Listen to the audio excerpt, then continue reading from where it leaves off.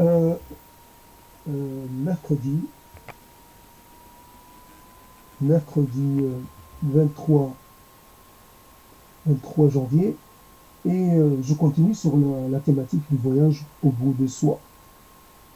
Et donc, je mets un peu en lumière le thème du regret ou des regrets. Si quelque part on fait comme ça des estimations, on se dit l'homme est composé de tant d'eau, de tant de minéraux, de tant de ceci ou de cela, on peut aussi composer le psychisme ou le ressenti ou l'histoire d'une personne et tenter d'estimer de quoi elle est composée. Elle peut être composée par pour une partie, par un sentiment, d'un sentiment, comment dire, de culpabilité. Seulement, les choses ne sont jamais évidentes, ne sont jamais aussi tranchables que dans ce qui concerne la physique, la matière. Pour ce qui est des émotions et des ressentis et de l'idée qu'on se fait de soi, tout semble quelque part lié. Quand on dit culpabilité, évidemment, on peut lui rattacher le mot regret. Le regret ne va pas sans un sentiment de culpabilité. Le regret, c'est se sentir coupable de ne pas avoir fait comme on aurait aimé faire. Il y a un mot qu'on a retenu, il y a un geste qu'on a retenu, il y a un effort qu'on n'a pas fait. Il aurait fallu insister, il aurait fallu faire ceci ou cela, faire autrement. Et le regret, c'est quelque chose qui est beaucoup moins, comment dire, très commun. Et ça n'implique pas obligatoirement, comment dire, euh, quelque chose, ça ne nécessite pas la mise en, en fonctionnement d'un système de compensation. Je regrette, mais c'est léger, c'est un peu l'échelon léger du sentiment de, de responsabilité, d'avoir le sentiment d'avoir une responsabilité dans la, le cours que peut prendre la vie d'une personne et de soi et les personnes qu'on est amené à rencontrer. Euh, on a toujours l'impression, à un certain moment, d'être seul et quelque part, on a comme ça un peu, on est tenté d'émettre un jugement ou de dire qu'on n'a rien fait et que quelque part, on n'a pas fait l'histoire. Et ce n'est pas vrai, on a fait l'histoire, sa propre histoire, mais on a fait aussi l'histoire d'autres personnes. Il y a des personnes qu'on a rencontrées et parce qu'on ne les a pas retenues, on leur a permis de connaître une autre histoire. Et des personnes qu'on a gardées à un moment et pendant ce moment, on les a plutôt maintenues dans une histoire et on ne leur a pas permis d'être dans une autre. Ou alors, il y a des gens qu'on a d'une certaine façon, il suffit quelquefois d'un propos qu'on dit comme ça sur un ton léger pour influer sur la vie d'une personne. Parce qu'on a émis une opinion, parce qu'on a comme ça dit quelque chose et on se rend sans s'en rendre compte des implications. Le regret, c'est aussi cela. C'est un geste, ça a des conséquences. Ça a des conséquences et quelquefois des conséquences qu'on ne pourra jamais quantifier parce que ça va au-delà euh, de ce que l'être humain est en capacité euh, d'imaginer. Un homme, un homme politique qui décide évidemment avec l'appui, avec le concours de beaucoup de monde, qui décide d'une mesure il ne peut jamais imaginer ce que cela va impliquer pour la vie des personnes qui seront concernées par la dite mesure. Ça peut avoir des effets positifs, des effets, comment dire, curatifs, des effets, mais ça peut aussi avoir des effets négatifs, mais surtout des effets totalement inattendus. Voilà, même pas espérer, il y a des effets de plusieurs natures. Quand, par exemple, j'ai insisté, il y a des moments où dans la vie, comme ça, on a en face de soi quelqu'un qui dit qu'il veut arrêter de faire une chose qui était importante pour lui au moment où il disait la chose. Il disait, je veux sortir de ça. En insistant, sans avoir un quelconque intérêt dans l'affaire, en insistant, la personne épuise un peu comment dire, ses reproches ou son désir de se désinvestir. Et parce qu'on a insisté comme ça, et on a fourni un effort, la vie de la personne est maintenue elle n'a pas changé, elle est maintenue dans une direction. Évidemment, on peut penser qu'on a privé la personne d'une opportunité. Il y a comme ça des parcours qui sont un peu trop dans un sens. Ils sont trop dans le traditionnel, dans l'attendu, dans le conforme. Mais il y a peut-être des gens qui pourraient trouver leur bonheur, leur débonheur, le non-bonheur. Il y a peut-être des gens qui peuvent se réaliser dans une vie relativement précaire. Peut-être on peut essayer d'expliquer cela, mais bon, je ne le fais pas. Je pense à un livre qui a été écrit par quelqu'un qui appelle ça le titre Un merveilleux malheur, ou aussi un livre qui s'appelait Réussir à échouer. C'est problématique. Si on pense de façon concrète aux épidémies, au moment des épidémies, au moment des famines, au moment des guerres, au moment des restrictions, l'être humain qui n'a pas connu ce que c'est que la restriction, le manque, ne peut pas avoir une idée claire, une idée raisonnable, une idée juste sur ce qu'il a en sa possession. Il a toujours tendance à dire oui, mais c'est toujours la même chose. Et heureusement que c'est toujours la même chose. Parce que cela est ce que nous attendons de la vie, qu'elle nous maintienne dans une certaine sécurité, dans une certaine permanence. Si aujourd'hui j'arrive à tenir une année, j'ai une petite plantation, j'arrive à me nourrir, l'année d'après, si je ne fais pas de réserve, si l'année est mauvaise, je suis dans une situation impossible. Si il pleut beaucoup, pas assez, pas au bon moment, il y a tellement de facteurs. Et finalement, l'être qui peut tenir à des propos comme ça, un peu critiques ou un peu pas assez engagé vis-à-vis de la vie qu'il vit parce qu'il estime qu'elle est lassante, qu'elle est presque ennuyeuse. Alors, l'idée de l'ennui, c'est quelque chose qui peut peut-être devenir une vertu, quelque chose qu'on recherche, évidemment avec les temps quand nous vivons, les temps de l'occupation permanente, toujours les multitâchismes.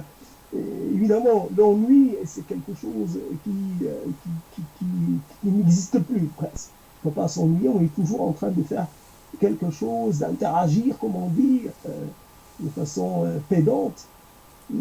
Voilà. Et donc, il y a quelque chose, je reviens vers le propos, voyage au bout de soi, et donc dans le regret s'exprime peut-être une vérité ultime, une vérité intemporelle de l'être, le regret, et c'est ce qui façonne notre rapport aux choses. Le mot, on l'apprend et on commence réellement à connaître, à le connaître, à le percevoir, à le sentir, à l'habiter après beaucoup de temps. Et quelquefois, bien après que cela ne puisse être d'une quelconque utilité. Nous apprenons le regret toujours après coup, toujours trop tard. Et on ne peut pas prévenir, on ne sait pas. Dans la plupart des cas, on ne sait pas comment éviter de, de produire du regret. Et donc, le regret, c'est vis-à-vis de soi, par rapport à ce qu'on a fait à un moment donné. Il y a, quand on se regarde, longtemps après, on se dit, il y avait moyen de ne pas laisser la situation nous échapper. Et pourtant, ce moyen, peut-être que nous l'avions sur le moment, mais parce qu'on a choisi de privilégier un angle d'attaque plutôt qu'un autre. Et à ce moment-là, nous sommes allés vers l'échec. L'échec est formateur, c'est dit de façon relativement répétitive. Non, l'échec est formateur à partir du moment où il devient une sorte de signal d'avertissement. Or, les occasions de connaître et d'éprouver de l'échec sont tellement multiples qu'aucun échec ne nous prévient d'un échec futur. Il est exclu que nous puissions réellement apprendre de nos erreurs. Parce que les conditions sont changeantes, parce que les gens ne sont jamais les mêmes, parce qu'il y a tellement de variations qu'on ne peut pas s'appuyer sur l'expérience précédente pour pouvoir bien agir dans la présente. Et donc, voilà le regret. Comment parler du regret? Ce voyage qu'on fait pour aller au bout d'un mot, au bout d'une notion. Il faudrait, pour chaque notion, il faudrait plusieurs vies, finalement, pour aller au bout de toutes les notions. Il ne suffit pas d'une vie pour vraiment pouvoir parler du regret. C'est pendant que je parle du regret, finalement, je produis du regret, puisque la vie va m'apprendre plus tard que j'ai laissé passer une occasion. Pendant que je parle, je ne fais pas autre chose. Et cette autre chose est largement plus important et plus déterminant que tout ce que je suis en train de faire, tout ce que j'ai pu faire jusqu'à maintenant. Il s'agit pour moi d'assurer une descendance. Il s'agit pour moi d'aller voir des gens qui sont dans une position, qui sont prêts à basculer. Et voilà, et je ne le fais pas. Et je ne peux pas le faire. Je sais que je suis en train de me préparer des regrets, quelque part fataux, je ne sais pas, et regrets. Mais voilà le vicieux de la chose, c'est que j'ai appris à gérer, comment dire, j'ai appris à amortir le regret. Et il y a comme une faculté que j'ai vu grandir au fur et à mesure des années, c'est la faculté de regarder à côté, voilà, de ne pas rester focalisé sur l'événement, source de regret. de faire quelque chose. Aujourd'hui, avec ce maudit Internet, il est facile d'aller ailleurs.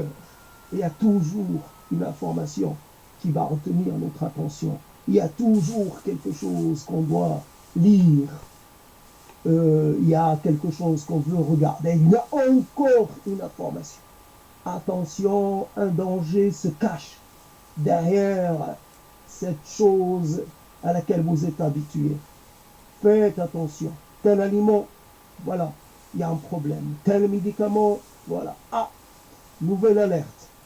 Ah, je ne suis pas encore tout à fait venu au bout de la... Je n'ai pas encore assimilé la première alerte, que j'ai déjà 3 alertes, 4 alertes. Je cours derrière les alertes, derrière l'information, derrière l'actualisation, la réactualisation, la et c'est sans fin. Et pendant ce temps-là, j'ai déserté mes regrets. Je leur ai, comment dire, faussé compagnie. Et voilà, comme ça, comment on fait. Donc, je ne peux ni m'ennuyer, ni vivre mes regrets de manière à m'en à, à m'en emparer pour ne plus avoir à en accumuler d'autres. Voici qu'il y a des gens, pas loin, pas vraiment loin, juste à côté. Et je ne les appelle pas, je ne prends pas de leurs nouvelles et je laisse les choses comme ça aller. Je ne retiens pas le temps. Et il se peut que ces gens aient envie de m'entendre, leur dire des choses qui vont leur faire tenir parce qu'ils sont ils pourraient être dans une position, si tout est conditionnel, ils pourraient être dans une position un peu fragile. Quand on dit à quelqu'un combien il nous tient à cœur, combien nous l'estimons, combien nous nous trouvons courageux, vaillants, braves, et combien il constitue une sorte de référence. Peu importe, il y a un peu de l'exagération dans le propos, mais peu importe. L'être ne croit pas à ce qu'on lui dit. Il le relativise, mais ça lui fait plaisir d'entendre qu'il a ce qu'on dit de lui. Même comme ces petits mensonges qui font beaucoup de bien. Ne me dis pas la vérité, raconte-moi autre chose, hein, quelque chose de différent. La vérité, elle sera toujours là. Je la découvrirai bien, comment dire, je la découvrirai sûrement un jour. Mais là, raconte-moi quelque chose, dis-moi, s'il fait mauvais, s'il fait meilleur ailleurs. Et si moi, il y a des gens qui sont dans une sorte de félicité sans limite. Il faut, fais-moi, fais-moi voyager, fais-moi divaguer ailleurs, que ne me laisse pas rester ici. Dis-moi que il y a des gens qui pensent à moi. Dis-moi, qu'est-ce que tu as à faire? Dis-moi qu'il y a des gens qui ont demandé de mes nouvelles et dis-le, qui ont insisté. Et dis, voilà, dis-moi qu'il y a un ailleurs, dis-moi qu'il y a un lendemain, dis-moi qu'il y a un monde autre, qu'il y a un paradis, qu'il y a un lieu de réjouissance éternelle, peu importe. À quoi sert le vide si on se défait de tout, il ne reste plus rien. Et on a besoin d'avoir quelque chose sous la main, quelque chose dans la tête, quelque chose dans l'imagination, d'imaginer toujours des lieux où les châteaux de sable ne s'effritent jamais, où chaque génération qui passe ajoute à l'édifice originel, et c'est de plus en plus grand, et c'est de plus en plus fastueux, c'est de plus en plus immense et plein de coins et de recoins et de mystères et de chambres et plein de choses. Un château de sable, pas plus fragile que ça. Et pourtant, la fragilité n'est pas, n'est pas un défaut. La matière fragile, ce n'est, ce n'est qu'une vue de l'esprit. Alors, comme c'est tout, tout est qu'une vue de l'esprit, alors ayons des vues sans raisonner et raisonnables. Soyons pas trop dans la vérité la plus étroite. Jouons avec la vérité, travestissons-la, modifions-la, désarticulons-la. Voyage au bout de soi. Si un voyage s'arrête, un autre commence ou un autre continue. Les voyages sont permanents, les voyages sont éternels.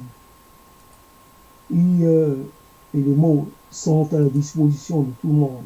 Et tout le monde peut voyager au moment qu'elle désire, vers le pays qu'elle désire, pour la chose qu'elle désire. La quête, c'est là l'essence des choses. Après, nous pouvons quêter une chose ou une autre. J'ai un trésor qui m'attend. J'ai une révélation qui m'attend. J'ai un moment à revivre. C'est cela ma quête. J'ai un mot à dire. Je vais le dire, que coûte que coûte. Peu m'importe le temps que cela prendra, ni l'effort. Je vais le dire, ce mot. S'il le faut, je l'amènerai moi-même. Je mettrai un temps infini, mais j'y arriverai et j'irai le déposer devant la personne concernée. Je lui dirai ce que j'avais envie de lui dire il y a longtemps, mais que j'ai retenu. S'il y avait possibilité d'établir une quelconque connexion avec nos morts, avec nos disparus, avec les absents, avec ceux qui sont encore là, mais qui sont impossibles à joindre, quel que soit le moyen que nous utiliserions. Il n'y a pas de WhatsApp pour ceux dont le sort nous est inconnu. J'ai oublié jusqu'à ton nom, ton prénom. Comment vais-je pouvoir savoir ce que tu es devenu? Et puis, j'ai des doutes. Voilà, je suis pris par les doutes. Vas-tu bien m'accueillir? Vas-tu accepter mes excuses, mes regrets? Voilà ce mot regret qui revient au pluriel, évidemment. Nous passons devant la tombe et nous voyons ce mot regret multiplié à l'infini. C'est quoi ce regret? Qu'est-ce que ça veut dire? Comment peut-on réellement se sentir concerné? Nous voyons une pierre, nous ne voyons pas un corps, nous ne voyons pas un squelette. Tout est caché. C'est juste un décor. Les corps sont enfuis. Les corps sont occultés. Nous passons devant un écriteau qui dit quelque chose. Mais nous ne pouvons pas l'associer à ce qui se passe sous cet énorme morceau de pierre, de granit ou autre. Qu'est-ce que vous cachez là? Pourquoi vous cachez, vous, sous la terre? Pourquoi vous n'apparaissez pas tel que vous êtes? Décomposez-vous devant nos yeux pour que nous ayons une vision claire de notre devenir et de votre devenir. La main qui s'est levée des millions de fois, qui ne peut plus se lever. La langue qui a parlé, qui a dit, qui a blasphémé, qui a fait du mal. La langue qui a refusé, qui a envoyé balader, qui a traité, maltraité. La langue qui a murmuré des choses que personne d'autre n'a entendu, qui a murmuré à l'oreille du temps. Une petite prière, cette langue si puissante et en même temps si fragile, cette langue, elle n'est plus là. Ces yeux qui sont allés au plus lointain du monde. Ces yeux qui ont côtoyé les étoiles, qui ont vu le temps se prélasser. Voyez-vous la voie lactée. Et quand vous la voyez, vous êtes saisi de quelque chose, d'une telle une intensité. Voyez ces yeux qui ont voyagé et qui ne sont plus là. Où sont ces yeux? Où sont ces oreilles qui ont entendu des choses mélodieux et non mélodieux, qui ont entendu le murmure des êtres infimes, qui ont entendu le premier son, la voix de la mer, la voix de la terre, la voix du sang, la voix des cœurs de la mer, qui ont entendu ces oreilles qui ont toute leur existence n'ont cessé d'être reliés au monde. Un grillon. Et voilà les crépitements du feu, le son que fait la pluie.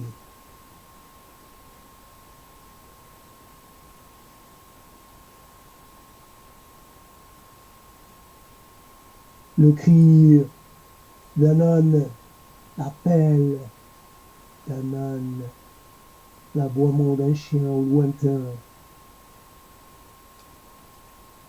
le chant d'un coq. Et puis, les cris de plaisir venant de la maison d'à côté, les hurlements poussés par une famille éplorée. Et puis, les sons, toutes sortes de sons venant de partout, des âges premiers comme des âges actuels, des sons venant du fond de la terre, des sons qui grondent, des sons qui pétrifient, des sons qui rappellent combien le monde, combien certaines choses sont puissantes, sont violentes. Cette oreille qui a entendu quand la langue a dit, je te condamne, je te voue à la malédiction, je te maudis. Y a-t-il pas pire que des mots dits comme cela? Je maudis quelqu'un parce qu'il a pensé comme ça, parce qu'il a dit ça, parce qu'il a agi de cette façon. Et je le maudis, je le condamne au bûcher et cette oreille qui a entendu les cris désespérés de la malheureuse ou du malheureux qu'on a mis comme ça à flamber. Et oui, il y a des feux, il y a beaucoup de feux, il y a des feux. C'est, c'est beau, c'est rassurant, mais il y a des feux qui n'ont rien de rassurant. Soyez maudits. La lignée est maudite. La lignée des brûleurs, la lignée des crameurs, la lignée de ceux qui se sont prétendus juges juges ultimes, qui ont pris la place de Dieu, qui se sont dotés d'un pouvoir qui n'est pas le leur, qui sont crus les exécutants des volontés supérieures. Les hommes d'hier et les hommes d'aujourd'hui, ceux qui condamnent, ceux qui arrachent la chair, ceux qui crèvent les yeux, ceux qui mutilent, ceux qui brisent les volontés, ceux qui brisent l'espoir, ceux qui empêchent les gens d'être avec les leurs, ceux qui emprisonnent l'être dans, dans un espace de confinement. Impossible à imaginer. Voyage au bout de soi. Comment qualifier ce voyage? Comment en parler? Soi et l'autre. L'autre et soi. Il n'y a pas de priorité. L'autre et soi voyage de l'espèce voyage de nous tous. Voyage à la recherche de l'instant premier ou qui fait partie des premiers. L'instant où on a regardé la mer, on a levé les yeux pour elle, vers elle. L'instant, le premier instant, on lui a pris la main. Ou l'instant où elle nous a donné le sein et ce sein. Les premiers instants où c'est nourri d'elle, le souvenir à la voix de la mère, la voix de la grand-mère, la voix du grand-père et de l'autre grand-père et de l'arrière-grand-mère et tous ses aïeux. Voyage au bout de soi et soi. Indéterminé, comment parler de soi? Que choisir pour se présenter? Soit l'être humble, humble, ou l'être qui encore veut se montrer, se défendre, qui cherche à démontrer l'être humble parce qu'il a acquis par la conviction de sa véritable place, de sa véritable dimension. Son humilité et sa force, et non point sa faiblesse. Son humilité lui permet de s'ancrer dans le réel, de prendre la place qu'il mérite. Il n'a point de demande ou d'exigence. Il n'exige plus rien. Simplement, il essaie d'être pris, d'intégrer l'ensemble, de comprendre un peu ce qu'il demande. C'est juste d'être éclairé. Un peu d'être apaisé par une réponse, même incomplète. Une réponse à ces questions, ou à une de ces questions. Il n'exige rien.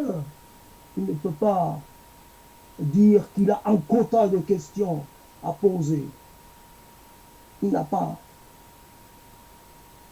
une volonté propre. Il sait que cela ne sert à rien. l'être qui ne peut habiter son présent, qui doit toujours rester sur le qui-vive. Il est en transition permanente, il est en déplacement. Il sait qu'il est emporté par le courant. Le temps l'emporte. La force, la force qui ne peut nommer. Il y a une force, il y a un mouvement, il y a une dynamique, il y a quelque chose qui fait qu'on change. Il y a une force qui fait que ce que nous avons, nous finissons par le perdre.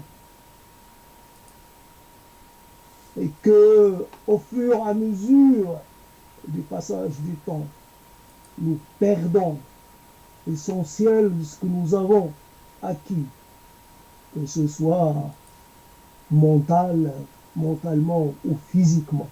Nous perdons les mots, nous perdons les êtres, nous perdons les souvenirs, nous perdons les certitudes, nous perdons les principes que nous défendions, nous perdons les illusions, nous perdons la foi, nous perdons tout. Plus possible de s'incarner dans un propos précis. Je suis mouvant, je suis mouvement, je fais partie, je suis emmené quelque part, un fétu de paille. Je ne suis pas plus que cela. Je ne pèse rien. Je n'ai pas de volonté propre. Voyage au bout de soi et encore une fois, les mots, un moment, comme un vêtement qu'on met, un temps, et puis qu'on remet à sa place. Les mots pour se donner une certaine configuration dans le temps, pour illustrer quelque chose. Et ce n'est là encore une fois quelque chose de transitoire, quelque chose de passager.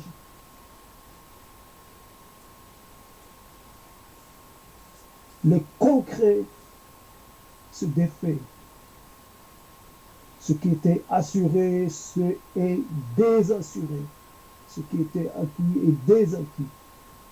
Voilà.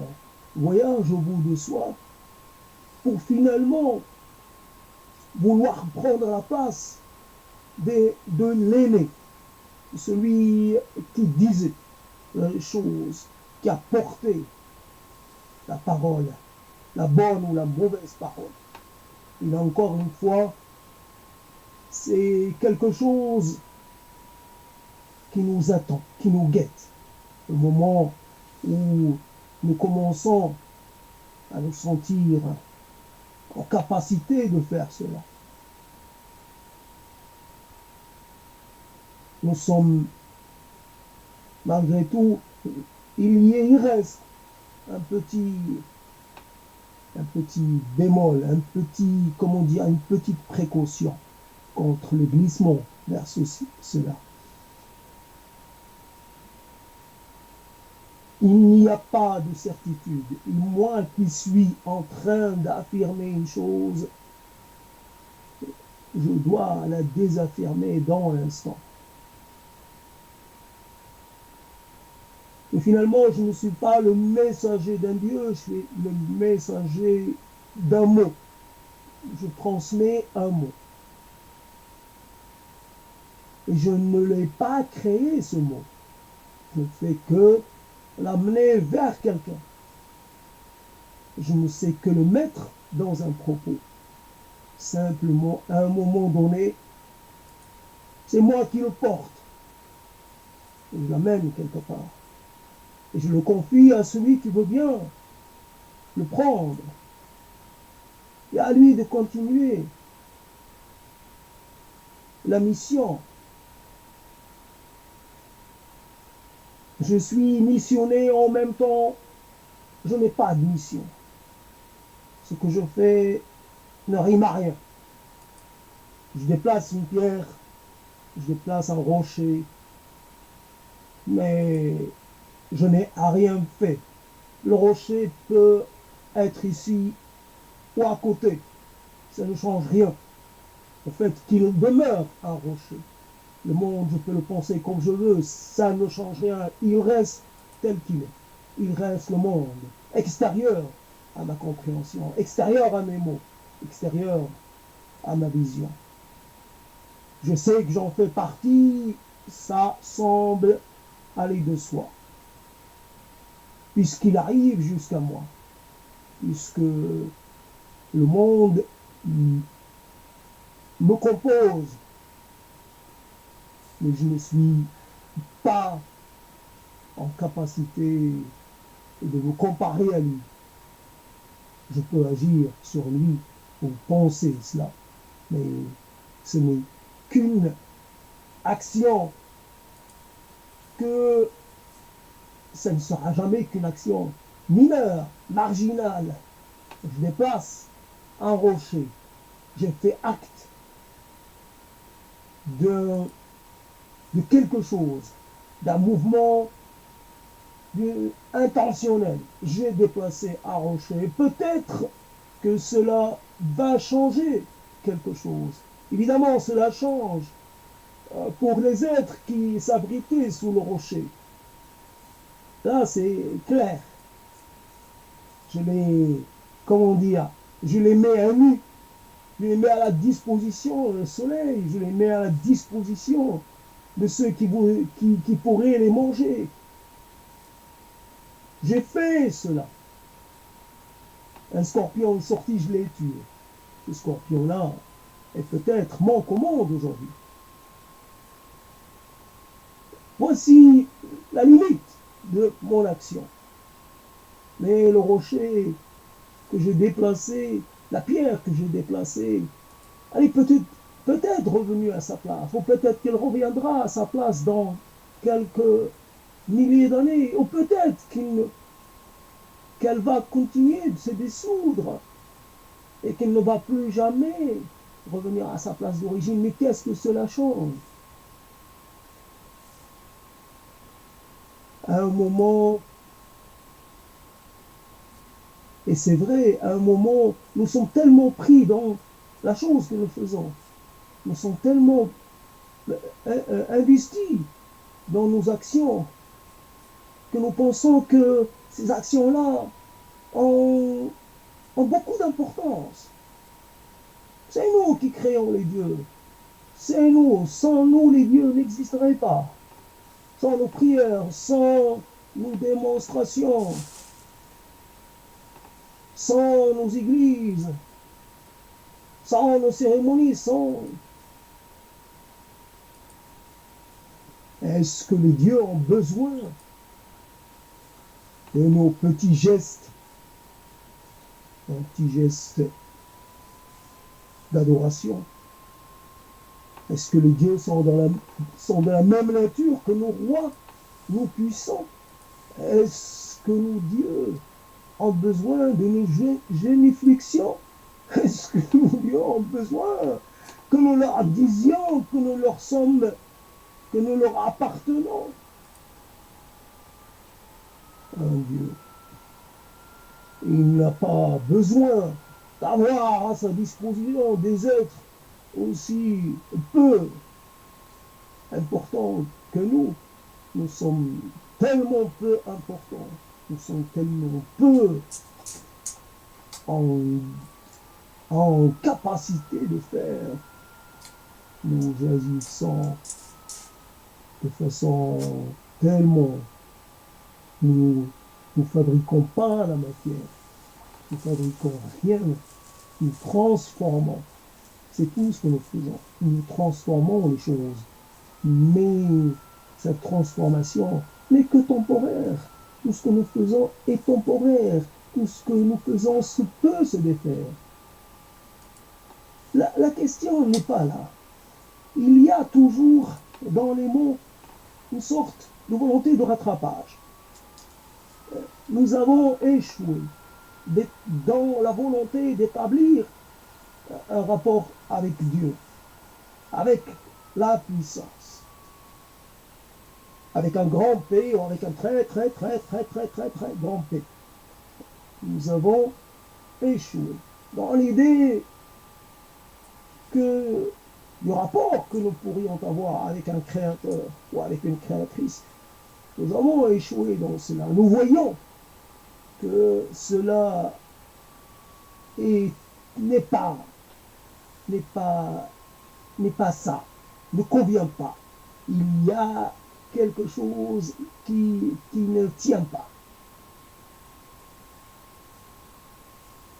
C'est moi qui veux avoir ce rapport avec Dieu. C'est moi qui vais demander à Dieu. Dieu ne me demande rien et moi je vais lui demander. Dieu ne me prie pas, moi je vais le prier.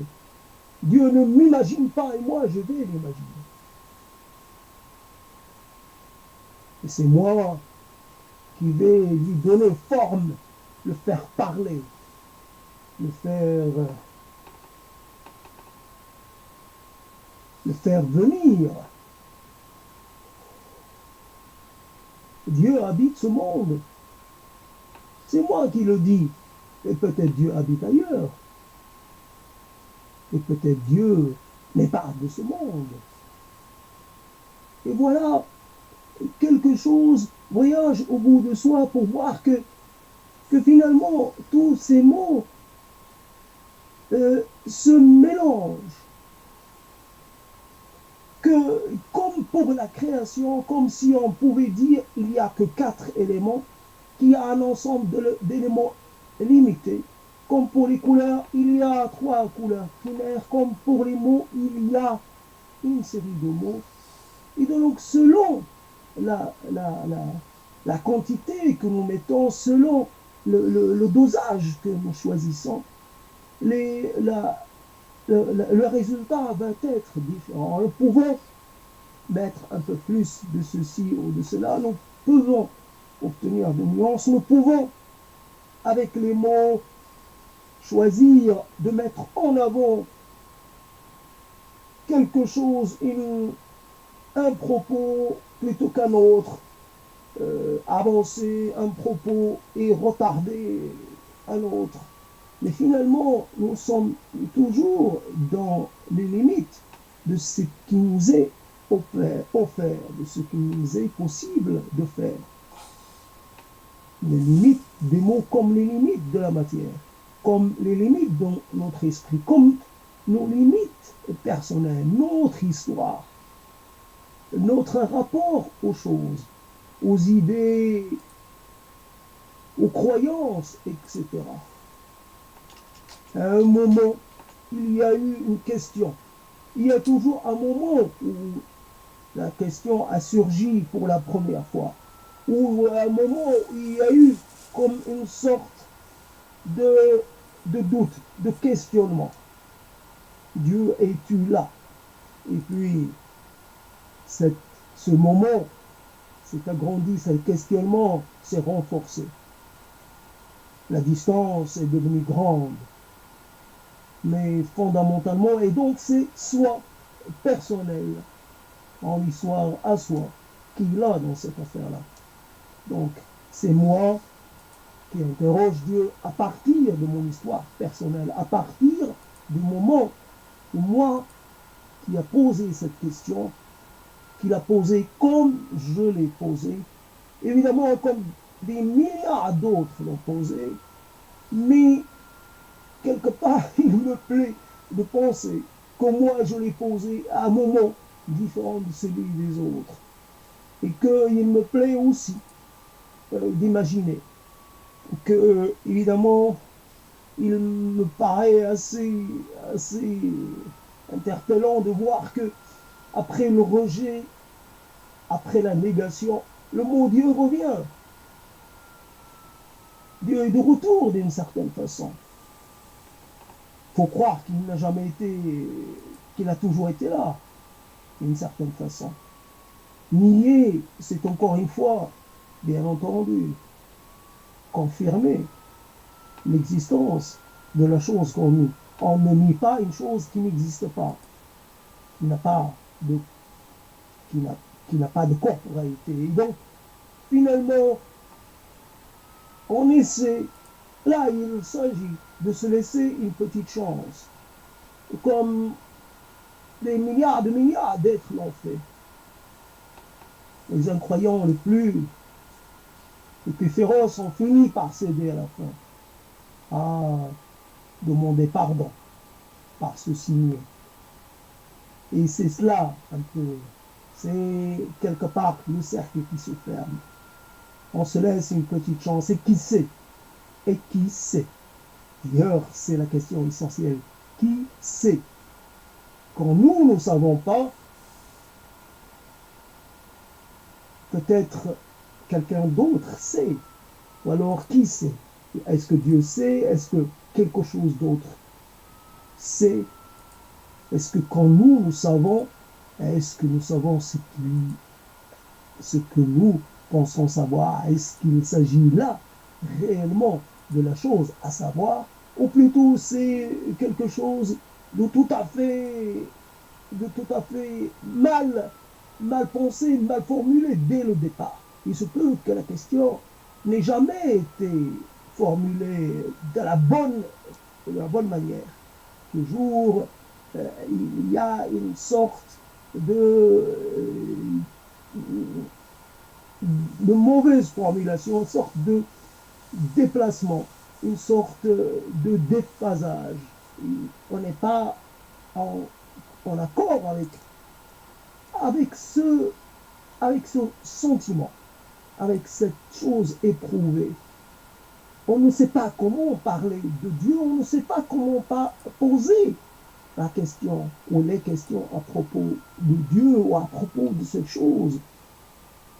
Comme on ne connaît pas nos mères, nos parents, encore moins nos grands-parents, encore moins nos arrière-grands-parents, nous ne connaissons jamais nos parents.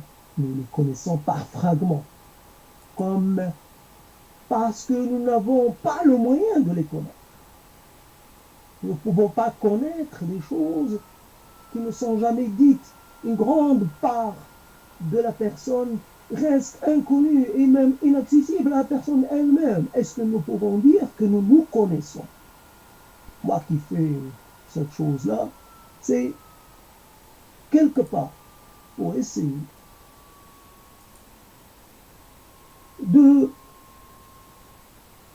d'aller un peu plus dans la connaissance ou plutôt un peu moins dans l'ignorance, un peu moins dans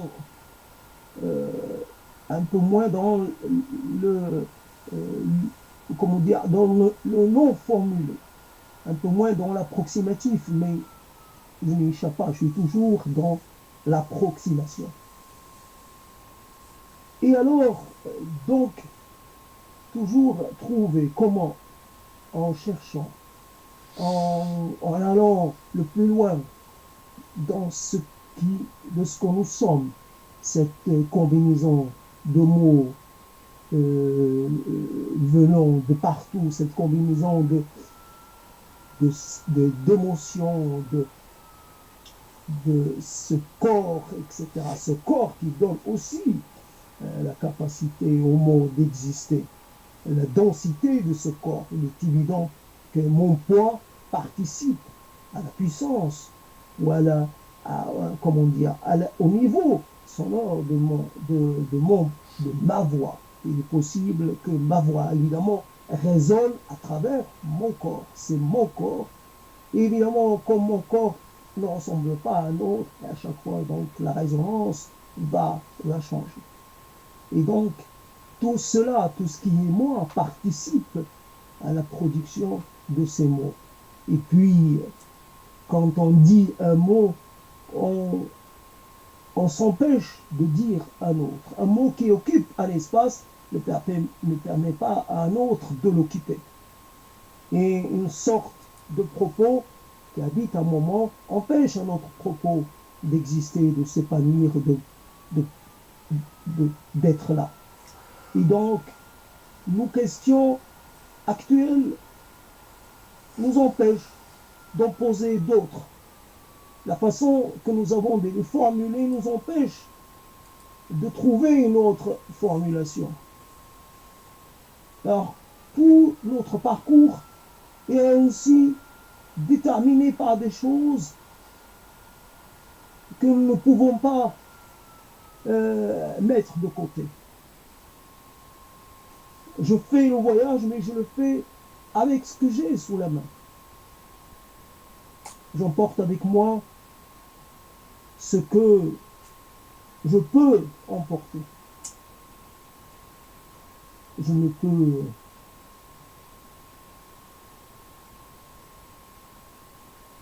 voilà quelque chose donc qui se termine.